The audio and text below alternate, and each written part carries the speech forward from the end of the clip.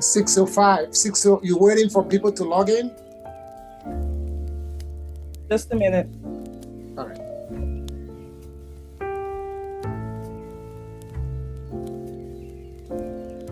Yeah, I'm trying to give people a few more minutes and share.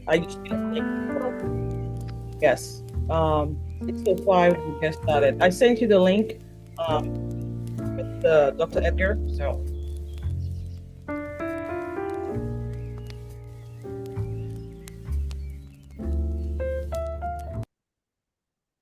Okay, it is 6:04 on the dot.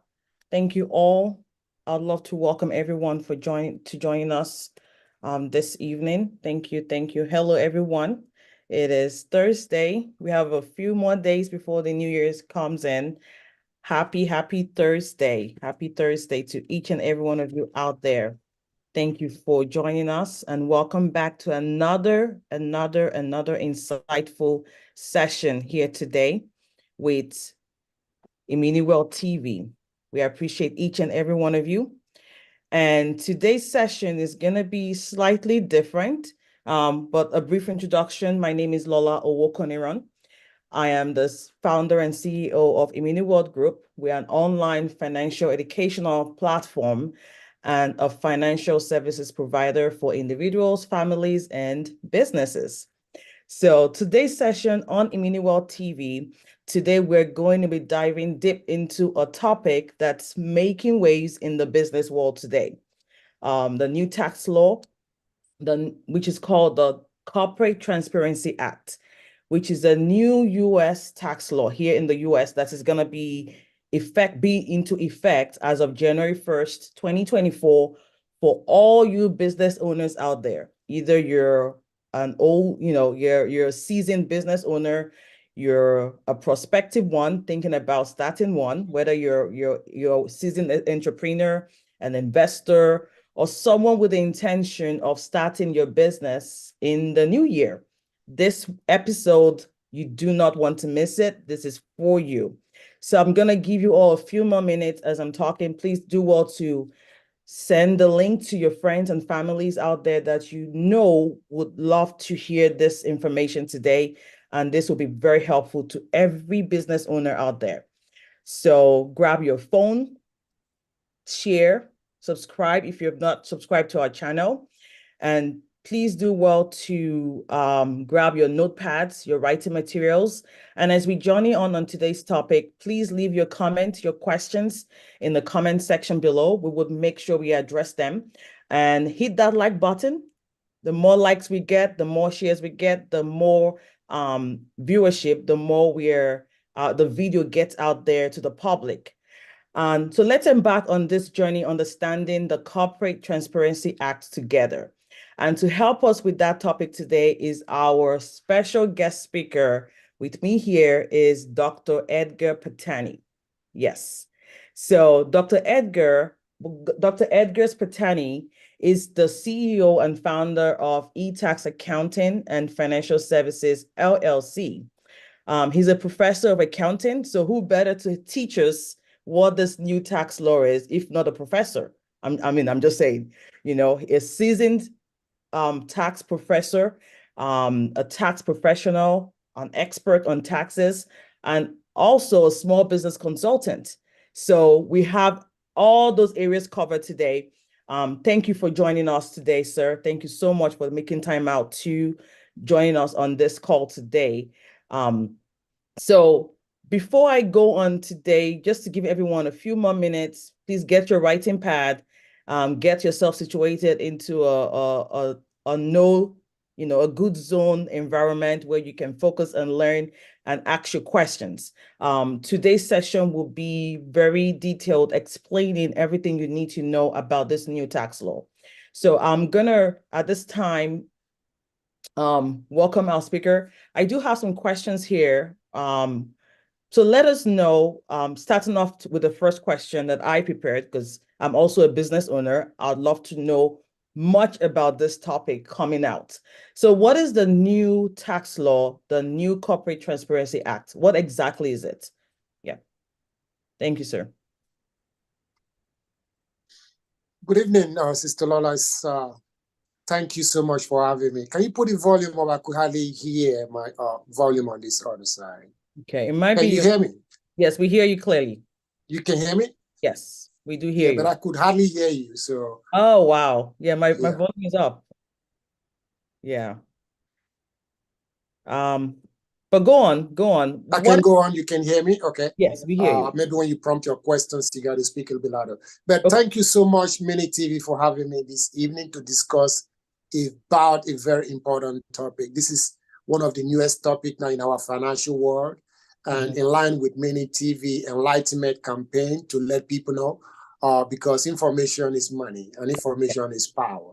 And that is what our chief host for MiniTV has been doing throughout this series, educating people and bringing people into information that will enhance your ability to grow your business and to make money.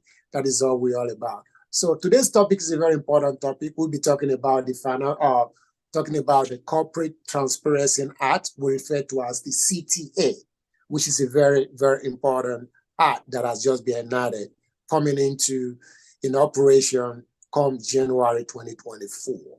So that is what today's topic is going about. I'm going to allow the host to take charge and maybe ask me some of the questions that we need to address as we move forward. So thank you so much for having me. Okay. So what thank you, sir. Thank you for that introduction.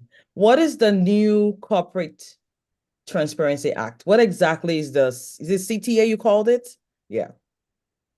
So the Corporate Transparency Act is a new act that was inaugurated. It was actually passed in the year 2021.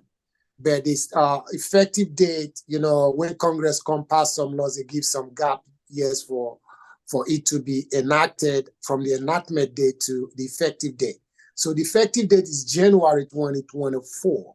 So like Congress, they always rules or regulations that the bills they pass, they are meant to address some specific areas. So this corporate transparency, like the word we always say, transparency, is trying to put a light on business ownership, because perceive or not, what Congress is trying to say here is that there have been some businesses that the ownership is shady, and they want it to be transparent so that they know if you say you are the owner of ABC LLC, the owner is actually the owner. It's not a share company or trying to cover up the owner so that they know who the true ownership is. So exactly that is what is transparency. And like I tell people, if you have nothing to hide, you don't need to worry. It's just about information, like our government always do.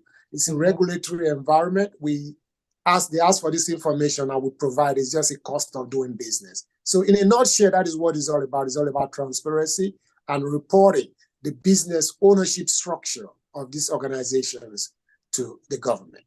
Okay. So is this a law that is going to be with the IRS? Is the IRS involved in this new act? Yes, that's a good question, because the CTA, which we call Corporate Transparency Act, one of the things the act did was to create what we call a financial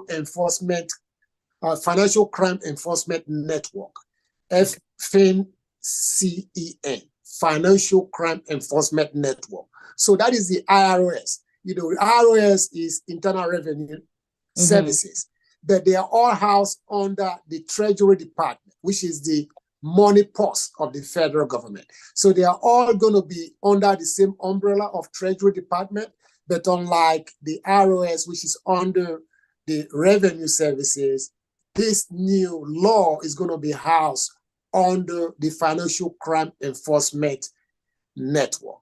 So they are the custodian. They are the one that will be taking this report. They are the one that will be reporting to. They will be tasked with enforcing this particular act that has been enacted. Yes. Okay. And that's the FinCEN. I believe that's what it's called. Yes. Okay. Okay. So what, with this new act, this new law, what provisions have been put in place? So the provisions have been put in place. The key provisions is that we have the reporting company, which is going to be reporting company, take care of, remember that definition. Reporting company means your organization is identified as one of those organizations targeted to submit this report, okay? And the other thing too we are talking about is going to be the beneficiary information, okay? It's called beneficiary owners information, BOI. So you're going to be seeing that a lot, okay? And the third provision of this act is what we call the company applicant, okay? So the definition of your company applicant is being defined as anyone in the company that has been identified to filing returns, tax returns with states or the IRS. Okay, so all these are all key definitions, but you know, one of the good things about LLCs, a single owner LLC, you the owner, you occupy opposition. You're the CFO, you're the CEO, you know. So it could be fancy language. Don't be deceived with all this fancy language. You are going to be the company applicant, because except you have a chief financial officer or you have an accountant that you employ, okay, under your company's name that does this for you on a constant basis. So this does not include you taking your tax return to ABX company to do your annual taxes at the end of the year. They are not your company applicant, because they are not primarily responsible for filing your, those conduits are just filing your tax. At the end of it, you sign it as an individual filing your taxes, not them. So those are the key provisions we have to be mindful of. We have to the company, reporting company, which is you, the LLC, and the beneficiary owner's information, which is your personal information or data that we're going to be digging deep more on our part 2, like you alluded. Then we're talking about the company applicant, which is also a part of that application, giving information of who would be provided this information. And it could be you. So it could be the same BOI, could be the company applicant. I don't see why not. It's going to be in various different, very minute cases of maybe single member LLCs that maybe in the high volume dollars that could maintain an accountant or a financial person that assists with filing this information. That could be their company applicant. So yes. So a follow-up question there. So you mentioned a reporting company and you were specific about an LLC. Is this new tax law just targeted to LLCs, or what other corporation types will need to file this documentation in 2024? So what I'll tell everyone listening that have an LLC is that they are both under the Treasury Department, okay? So we have the IRS under Treasury. So we have the Financial Crime Enforcement Network, which is all under the Treasury Department. And they're the one that will be asking for this information. So if they already have, you know, government at times, you know, they say big government, so we don't, I am a professional, so I'm not here to criticize or anything, but government over-collect information, because all the information you be providing, they already have under the IRS. I could tell you that. Because before you have an LLC, before you were given an EIN number, okay, you provided the social security number of the applicant, their date of birth, and their address. So they have that information already, okay? So tally that information, because if they are house on both sides, they might be cross-checking. And you may ask too, I think we'll come to that how will they know who is complying or not? So remember, we're going to be filing taxes soon, right? At the beginning of the year. So you're going to be preparing your tax return, and under your tax return is either your corporation is an S corp, which is still an LLC. Like I always remind people, your S corp is still an LLC, just a special provision granted you, or a single member partnership or two-member partnership. So once you look, if you're filing your taxes this year and you have a Schedule C, that is what is in your taxes. So tell your tax preparer, if you have any business under Schedule C, be mindful, okay? So the other thing too I could notice here is that you could have a sole proprietorship on Schedule C as a business. But the difference is your social proprietorship, you don't have an EIN number. So your social security number is your business identifying number if it's a sole proprietorship. Okay. So if that is your case, you don't need to worry. Okay. But if you have an EIN number on a Schedule C, that is where you need to get ready and file this information. Because that is just a key. That is the thing we want to be I want you to look out for. Once you get your tax return completed, go through all your forms. Anywhere you see a Schedule C, and it has an EIN number, because let's face it, most of us, we've been in business for some time. We don't really know what we have. We have trusted accountants that does our taxes year to year to year, right? So you just put the paperwork to them, and I'm a tax preparer, so I know what I'm talking about. You trust us, and we just prepare these taxes and give you back the paper. But this is your sole responsibility, because if those letters come, they're not going to be talking to your tax preparer. They're going to be asking you why you didn't file your report. So do your due diligence when you file your returns. Look through your Schedule C. That is a flag. You see anything Schedule C, and you see an EIN number. Take note, you need to file and submit this report for the year 2024. Okay. Thank you so much. So would this also be applicable to business owners that are not actively running their business? Like, you know, they have the EIN, but maybe in 2023, they didn't use it at all.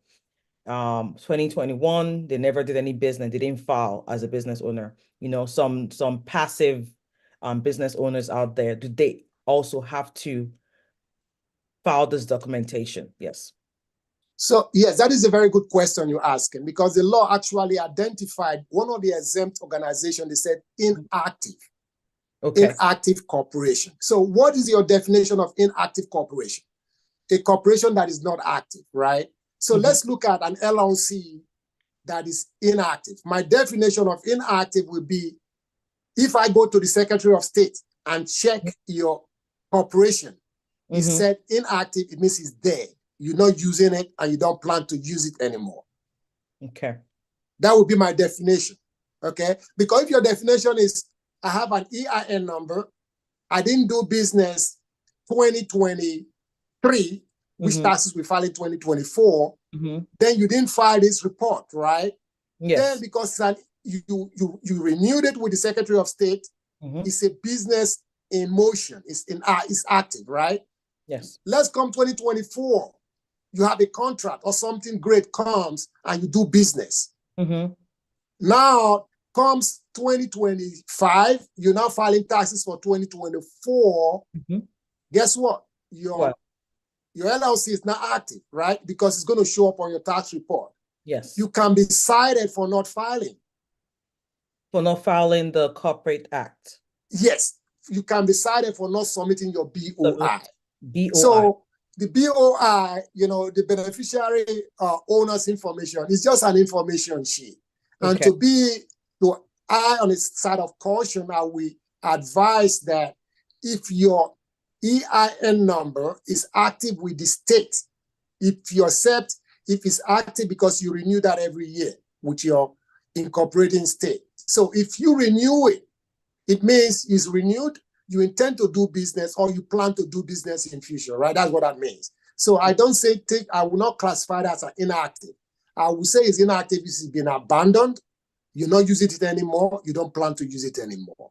So that is my advice, you know, if I'm talking to my client, if he's asking this question, that would be my advice. Because I also want to, you know, just be cautious, you know, and plan ahead, you know, and so that you're not running into any trouble moving forward. Thank you so much, sir. Thank you. So the BOI, the beneficiary owner, what's the I? Information. Do we file this once a year? Is that the expectation of us? Or so the law says, the law says for any company that is being registered by December 2023, that's prior companies, every company registered before December 2023. You have, I think we're coming to the key dates now. You have from January 2024 to December. So please don't freak out. You're going to hear a lot of information out there. You have a year to submit this. It's not due January 2024, and that is it. No, that is not. I will actually advise my clients to complete their tax return first and use that as a springboard to complete your BOI. So for now, it's a once information. They're asking for that one time. They not say we're going to do that every year. But if you're trying to start a new company, and the law is saying if you register, like you go register a new company, come January 2024, you have 90 days to submit your BOI. So they have a higher requirement for new companies.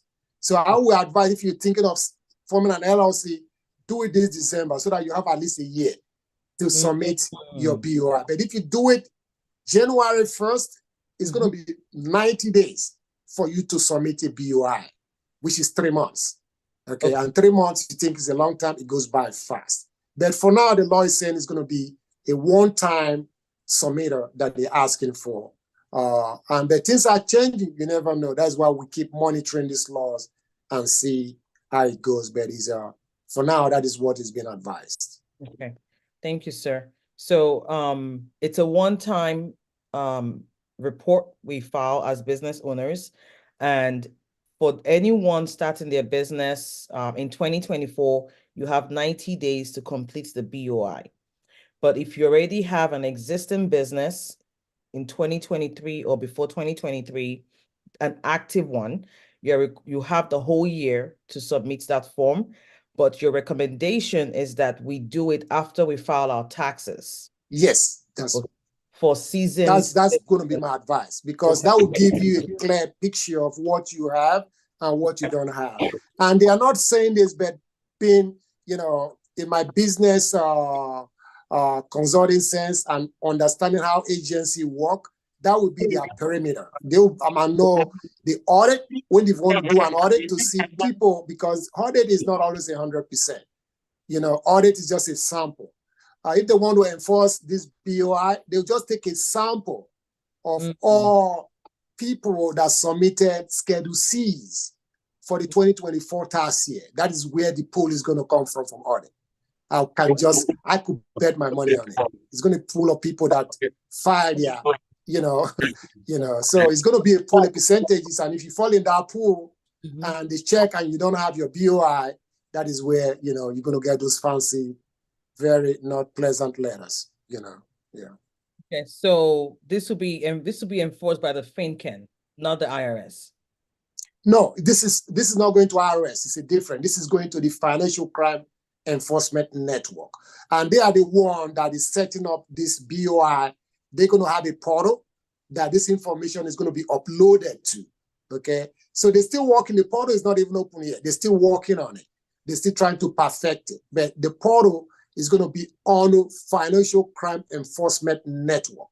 It's a unit under the Treasury Department, just like we have IRS. So they're going to have their own website, just like IRS have their own website. And they're going to have a sign-in to the portal, and how you sign in, create an account, and you can upload your BOI. And in part 2, that is exactly what we're going to be. We might show them the website of Financial Crimes Enforcement Unit, their website, and how you can create your account and the key information needed in the BOI that you need to sort of complete and how to upload it. So that is from a business owner perspective. That is what really affects you. That is the key aspect of this Corporate Transparency Act, as it affects business owners on this unit. That is what they're asking for, and that is what we should be concerned about. And those are the key dates. So don't be concerned about it. Don't be freaking out, because the penalties, I know you come to that, they are very stiff. But there's a lot of time to get this done effectively and plan accordingly. Planning is very important. So, yes, ma'am. Yes. Thank you so much. Before I throw the next question to you, just a quick reminder for our viewers out there. This is a detailed explanatory video for everyone. We will do a part 2 where we will go in details in January when it's been activated, and go more in details, give you step-by-step guidelines on how you can complete this. Quick reminder again, please hit the like button and subscribe to our channel. It really helps us out, and we have a lot more topics coming on your way. So help us to help you get your finances in place by subscribing and liking and share. Please share, share, share. I know there are people out there that need to be aware that this law is coming, this tax law. You know, let's all get prepared. And again, like our guest speaker said, do not panic. This is an introductory video, session to create awareness of this act, this new law coming out. This is just to create more awareness in our communities, give you a good understanding so you can prepare. Like my spiritual father always says, Bishop Frank, he always says, when opportunity meets preparation, then success comes into play. So as business owners out there, let us prepare, because opportunities, when this act comes into play, you have to be prepared to submit your information so you are not penalized. Which brings me to my next questions. What penalties are in place if we don't submit the BOI, the Beneficial Ownership Information Report, for business owners out there? What happens if we forget or we just disregard this, we don't pay the money? Will we be affected? Yeah, thank you so much for that question, because that is the heart of this question, of this law. They come in very hard. The law is very explicit on the penalties, and I haven't seen such a penalties being spelled out before. And you know the government, when they make those penalties, the first year they're going to be out there to really send an example out there that they meant what they are saying, and you don't want to be part of those group. So the penalties, they said, are a person that wishfully refused. What it means, wishfully means, you're not going to say, I forgot. Wishfully means you filed your taxes, you have your business information in your taxes, and you didn't make any attempt to log in or create an account or filing your report. That's wishful. Because it could be you tried to log in, you submitted a form that is incomplete or something. That is an attempt, but there's anyone that does not do any of that. The penalties could be up to $500 a day. I repeat, up to $500 a day. Okay, for a small business, how that, and it could, not just that, it could be that 500 could sum up till it's up to $10,000. Okay, so we're talking money, but like money is very important, but there's nothing as important as freedom. Okay, so there's a penalty for imprisonment up to 2 years. If the 10,000 don't get your attention, that will get your attention. Okay, you could be imprisoned up to 2 years for not submitting this simple information. Okay, that's what the law says. So, like I said, you don't want to try it. I don't want to be the one to think if they're going to do it or they're not going to do it or want to appeal. I don't want that. So if this is a simple form that could be completed, please plan accordingly. Tell your friends that have businesses or LLCs.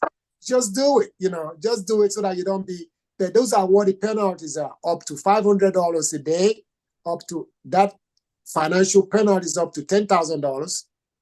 And there's up to 2 years imprisonment. Okay. Wow. And it could be a combination of both. You could be fined up to $10,000 and still go to jail for 2 years. So it's not you pay this fine and you don't go. No, you could, So it's a very stiff penalty that is being put out there to get everybody's attention.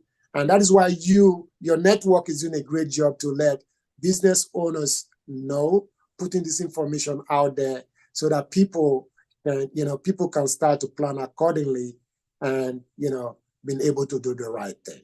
But thank you for that question. Thank you, sir.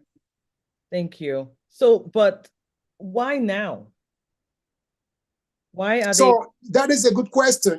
Congress, of course, Congress passed laws. We don't, things come about and they might overreact or underreact. Nobody knows. I'm not second guessing.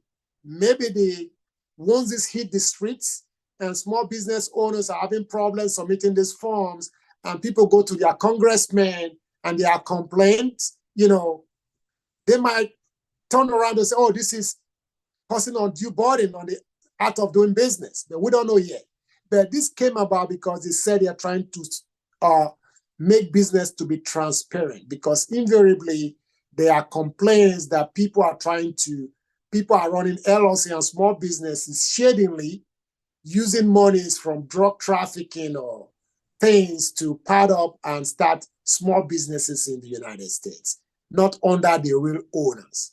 So they're just trying to shed a light on who are the real owners of these businesses, what do they do? That is all this is all about. So it's about financial crimes and corruption and drug crimes, you know. So that is why this unit is all about financial crime enforcement.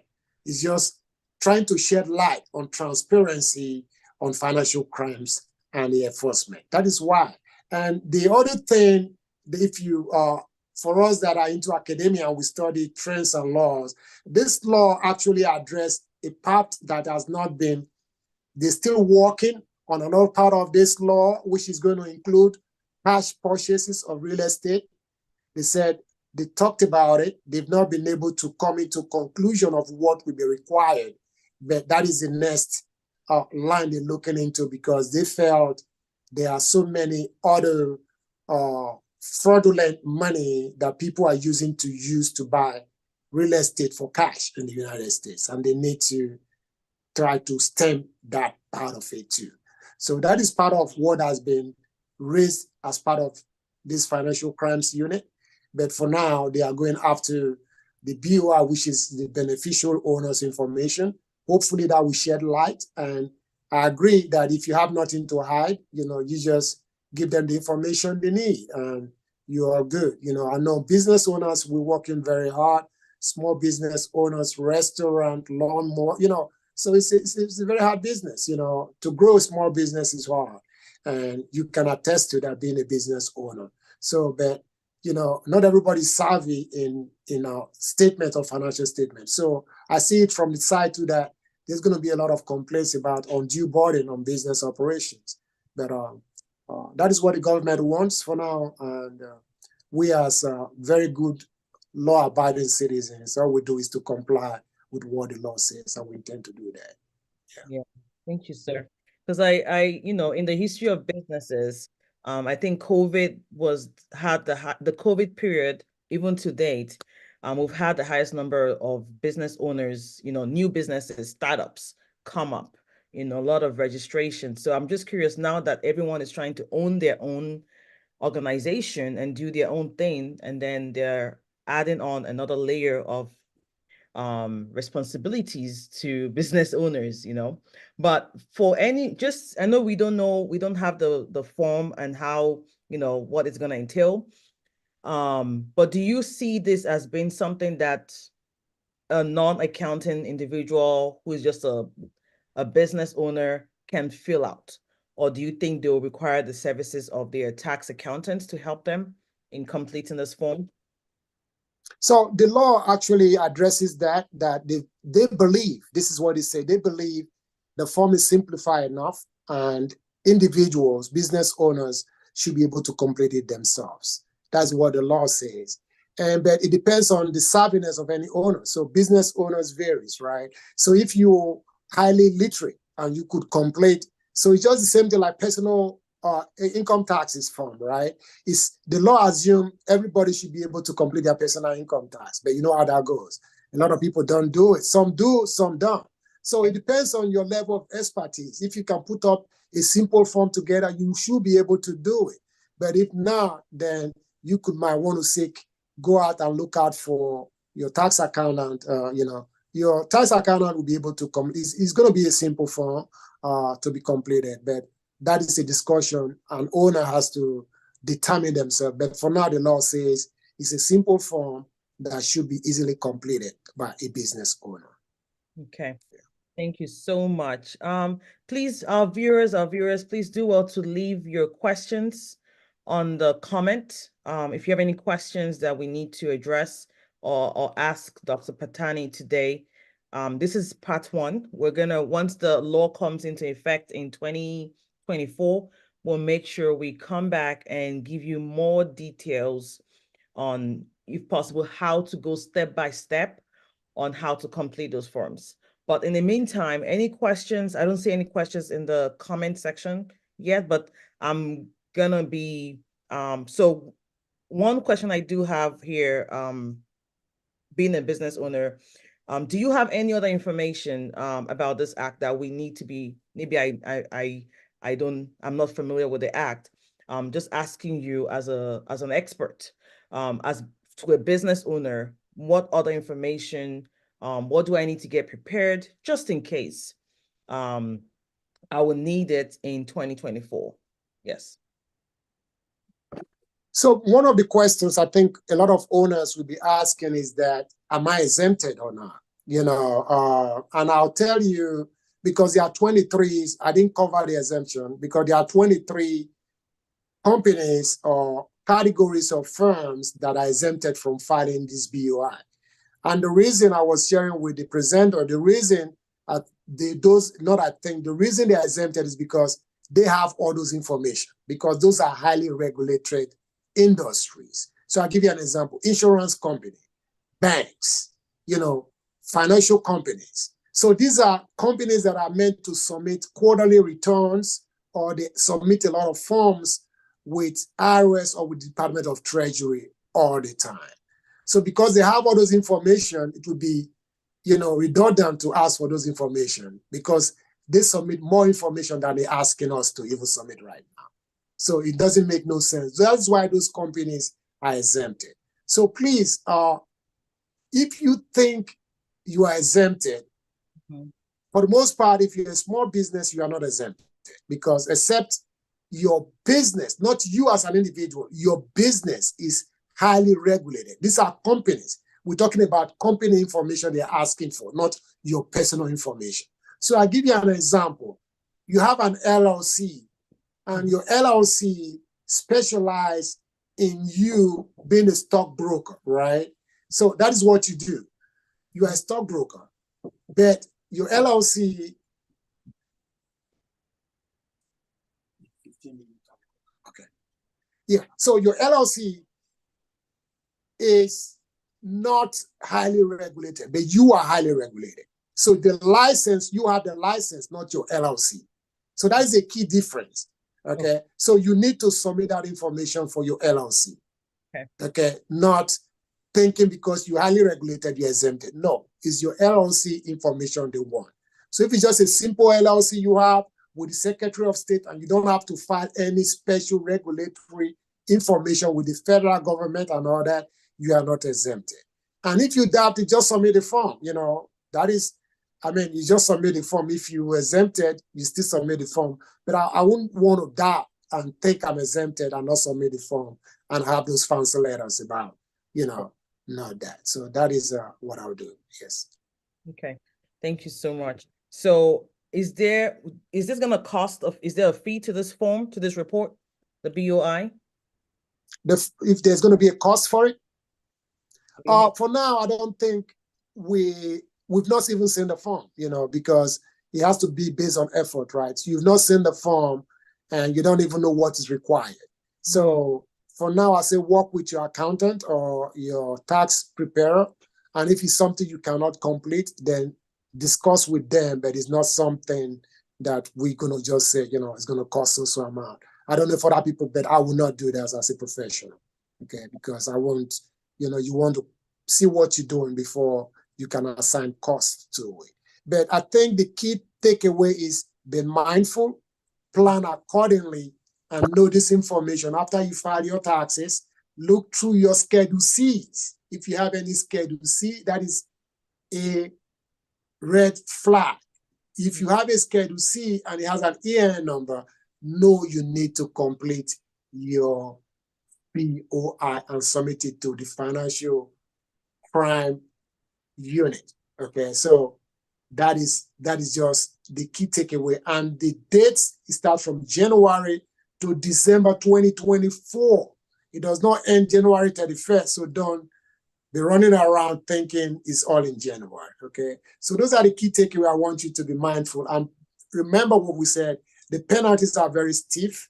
from $500 there to $10,000, then remember there's up to 2 years imprisonment for wishful abandonment or wishful neglect of not filing this BOI form with the government. Okay, so those are the key takeaway from today's seminars. Those will be my summary points. But if there's any questions or anything you want to ask, you can email it to IminiWealthTV, or my email address is in the presentation. If you want to email me directly, my email is patanietax@gmail.com. That is my email address, patanietax@gmail.com. And I'll be glad to respond to your questions. If you have further questions or you want to reach out to the presenter of IminiWealthTV, and we can take it from there. But I'm so excited for you having me today. It's been a privilege to be your guest. And before you wrap up, I do have a question here from one of our viewers. So it says, if you register for your EIN 2023, but don't register with the date in 2023, do you still have the whole year grace period to file?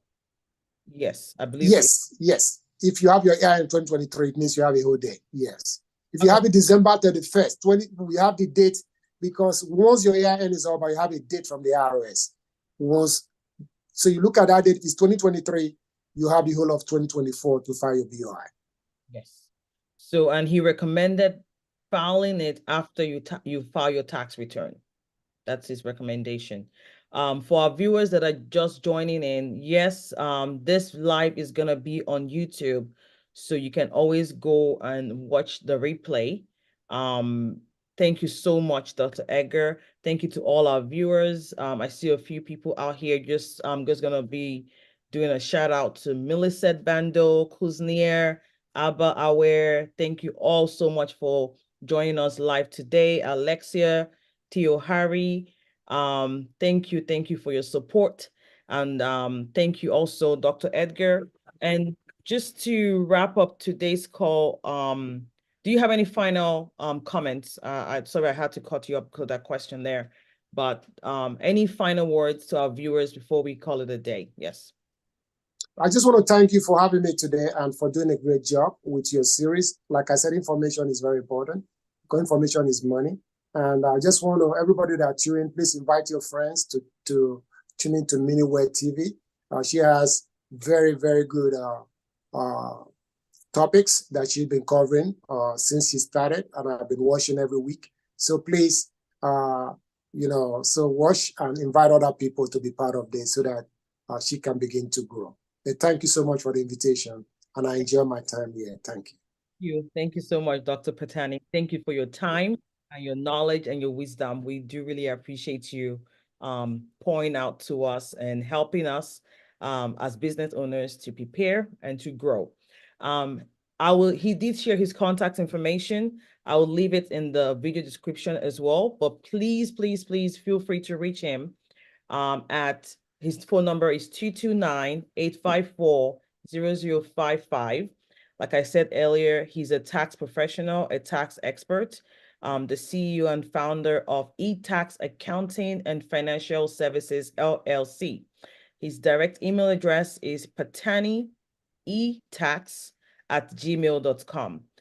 If we're not able to address any questions on here, please feel free to reach out to him. And I'll also leave my own contact information in the video description as well. If you have any questions, as you rewatch, you replay this video, feel free to send me your comments, your questions. So when we have the part 2, we would make sure that we include it on the questions for our speaker. So thank you all. Thank you all very much for tuning in to IminiWealthTV today. As usual, if you found this video very helpful, please like, subscribe, and share this video. As always, we are here to help you stay empowered in your financial journey. Thank you all, and we will see you in the next segment. Bye for now. Thank you. Bye-bye.